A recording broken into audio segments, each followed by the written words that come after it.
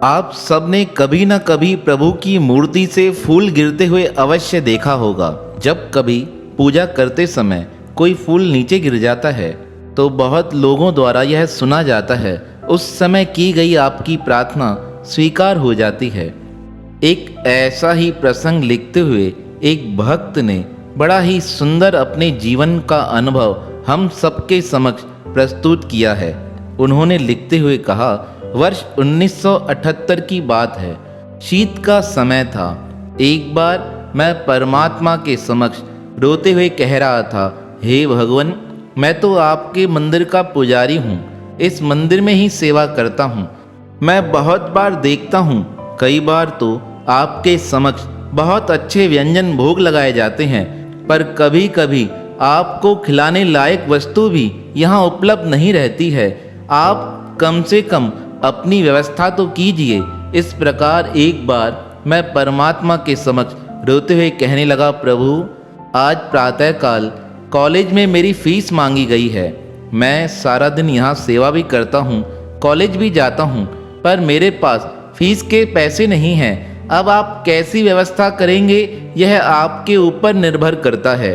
इस प्रकार प्रार्थना कर मैं मंदिर से बाहर आ गया। प्रातःकाल हुआ। प्रातःकाल आज जैसे ही मैंने मंदिर खोला, मंदिर में परमात्मा का विग्रह देखकर मेरा मन भर आया।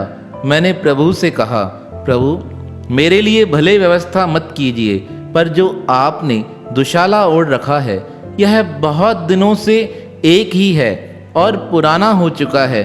कम से कम अपने शाल की व्यवस्था तो कर दीजिए। सर्दी का समय है, आपको भी शीत लगती होगी। अब आप सब कुछ छोड़कर सिर्फ अपनी ही व्यवस्था कीजिए, मुझे इसमें ही खुशी प्राप्त हो जाएगी।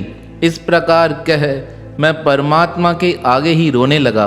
जब आंखों से आंसू आ रहे थे, मेरे नेत्र परमात्मा की चरणों के ओर थे, तभी श्री विग्रह से एक फूल नीचे गिरा। उस पुष्प को देखकर मेरा मन प्रसन्न हो गया। मैं समझ गया कि परमात्मा कुछ न कुछ अच्छा करने वाले हैं। उन्होंने यह संकेत दिया है, बेटा, चिंता न करो, सब अच्छा होगा। इस प्रकार विचार कर मेरा मन बड़ा प्रसन्न हो गया।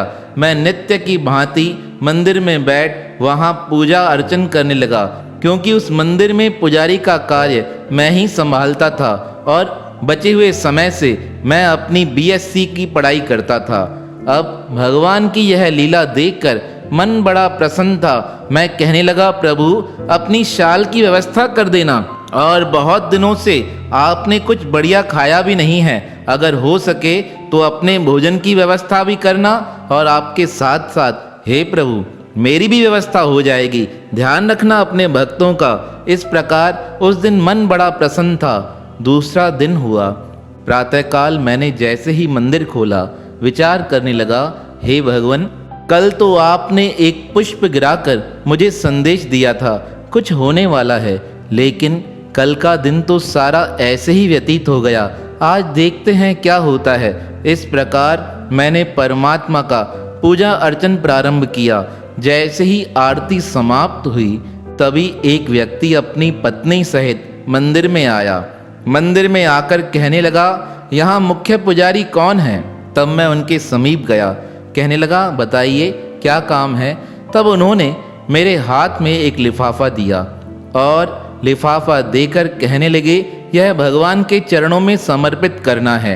दूसरी ओर उन्होंने अपनी पत्नी को आदेश देते हुए कहा, जो रसमलाई लेकर आई हो वह भी पंडित जी के हाथों में दे दो, और अपने बैग से जो एक दुशाला लेकर आई हो वह भी इन्हें दे दो, यह इस शीत के समय में परमात्मा को ओढ़ा सकें। उनकी यह बातें सुनकर मेरा मन तो बैठ सा गया। मैं सोचने लगा, कल ही तो मैंने परमात्मा को प्रार्थना की थी कि मेरे लिए नहीं, कम से कम अपने लिए दुशाले की व्यवस्था कर दो, बहुत शीत है। अब मैं उनसे कुछ कह तो न सका। उन्होंने तीनों सामान मेरे हाथों में पकड़ा दिए और कहने लगे, यह सब सामान हमारी ओर से परमात्मा को समर्पित कर दो।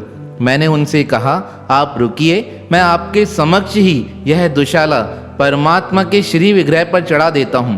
तब वह कहने लगे, परमात्मा का दर्शन हो गया, हमारा यही सद्भाग्य है, अब हमें आगे जाना है। मैंने उन्हें कहा, थोड़ी देर रुक जाइए। मेरी प्रार्थना करने पर वह थोड़ी देर रुके। जैसे ही मैंने परमात्मा के श्री विग्रह पर दुशाला उड़ाया, मेरा ध्यान श्री विग्रह की ओर था। मैंने मुड़कर पीछे देखा, इतने में तो एक बहुत बड़ा दिव्य चमत्कार हो गया, जिसे मैं यहाँ लिखते बताते हुए कहना चाहता हूँ। मेरी नज़र जब तक उस दंपति की ओर गई, वह दंपति वहाँ से ओझल हो चुके थे। मैंने परमात्मा से कहा, प्रभु यह क्या, जो देकर गए वह तो रुके ही नहीं। इस प्रकार मैंने बड़े भाव से शीत से बचने के लिए वह दुशाला परमात्मा को उड़ा दिया। और जैसे ही डब्बा खोला, उस डब्बे में रसमलाई थी। मैंने रसमलाई का भोग प्रभु को लगाया, कहने लगा, वाह प्रभु वाह, कल ही प्रार्थना की थी आप भी अच्छा खाना, और आज तो आपके प्रसाद से मुझे भी अच्छा खाने को प्राप्त होगा। इस प्रकार वह डब्बा मैंने प्रभु के चरणों में समर्पित कर दिया। हाथ में जो लिफाफा था, मैं वो भी परमात्मा के समक्ष रखने लगा। थोड़ी देर बाद जब मंदिर बंद करने का समय आया, मैंने डब्बा भी उठाया, वह लिफाफा भी उठाया। घर आकर जब मैंने उस लिफाफे को खोला, उस लिफाफे को खोलते ही मैं बड़ा हैरान हो गया। आपको यकीन नहीं होगा, उस लिफाफे में से कुछ ऐसा निकला जिसके बारे में मैं सोच भी नहीं सकता था। उस लिफाफे से उतनी मात्रा में धनराशि निकली जितनी मुझे फीस के लिए आवश्यक थी। मैंने वह धनराशि अपने कॉलेज में जमा करा दी। मेरी पढ़ाई प्रारंभ हुई। मैं दूसरे दिन जब मंदिर पहुंचा, परमात्मा को देखकर मुझे रोना आ रहा था। लोग कहने लगे, क्या हुआ, क्यों रो रहे हो? तब मैं पश्चाताप करते हुए कहने लगा, कल प्रभु मेरे समीप आए थे। उन्होंने स्वयं अपने हाथों से मुझे सामान दिया, पर मैं उन्हें पहचान न सका। ये प्रभु की कैसी लीला है। मैं संसार की वस्तुओं में अटक गया। वह मुझे सामान देकर भी गए, अपने हाथों से दिया, तब भी मैं उन्हें पहचान न सका। इस प्रकार मुझे रोता हुआ देखकर सब कहने लगे, तुम भाग्यशाली हो, तुम्हारी पुकार परमात्मा ने स्वीकार की है, और सबसे अधिक सौभाग्य तो तुम्हारा ये है कि परमात्मा ने पुष्प गिराकर तुम्हें एक दिन पहले ही बता दिया था कि वह तुम्हारे कार्य पूर्ण करने वाले हैं।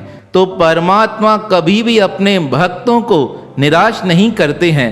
वह कभी भी किसी स्थान पर अपने भक्त द्वारा बुलाए जाने पर किसी भी रूप में वहाँ प्रकट होकर अपने भक्तों का कष्ट निवारण कर देते हैं। तो ऐसे भक्त वसल भगवान के पावन श्री चरणों में हमारा बारंबार प्रणाम है।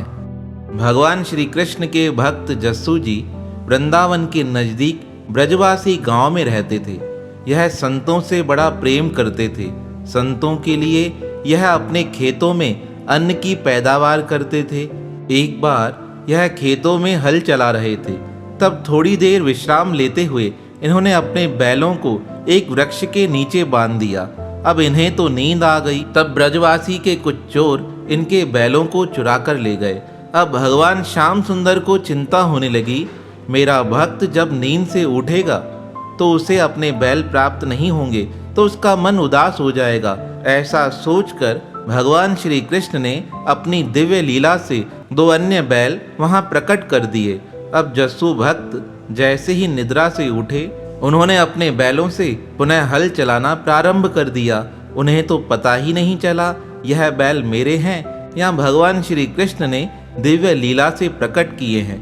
कहते हैं इस प्रकार पूरा 1 वर्ष बीत गया।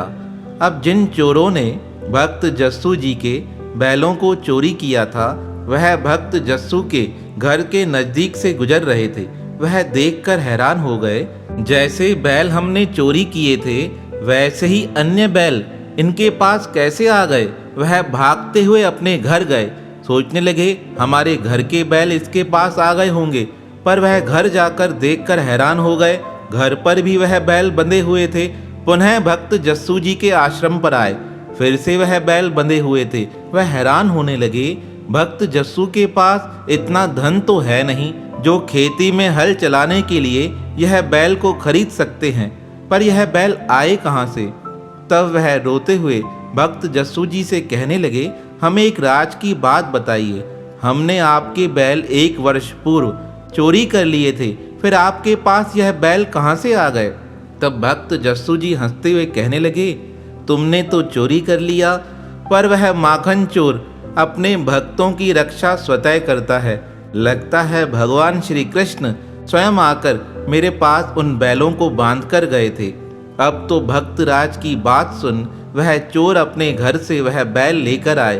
अब जैसे ही वह भक्त जस्सू जी के बैल भक्त जी के आश्रम पर आने लगे, तभी वह भगवान के द्वारा आए हुए दिव्य बैल उस आश्रम से अदृश्य हो गए। भक्तराज की ऐसी लीला देख वह चोर तो भक्तराज से क्षमा मांगते हुए कहने लगे, हमें क्षमा कीजिए, हमें अपना शिष्य बना लीजिए। तब भक्त जस्सू ने प्रसन्न हो उन चोरों को अपना शिष्य बना लिया। अब वह शिष्य कहने लगे, भगवान हमें आदेश दीजिए, हमें कौन सी सेवा करनी है। तब भक्त जस्सू उनसे कहने लगे, आज के बाद कभी चोरी का कार्य नहीं करना और आश्रम पर जो संत आए उनकी तुम सेवा करना। वह चोर बड़े प्रसन्न होकर भक्तराज जी से आशीर्वाद लेकर अपने घर आ गए। तो देखिए, भगवान अपने भक्तों को किसी भी दुविधा में आने नहीं देते। उनके ऊपर संकट आए उससे पहले ही भगवान भक्तों के संकट को दूर कर देते हैं। जिस प्रकार भक्त जस्सू अपने बैलों की चिंता करें, उससे पहले ही भगवान ने अपनी दिव्य लीला से उनके पास बैल प्रकट कर दिए। तो ऐसे भक्त राज के पावन श्री चरणों में हमारा प्रणाम है।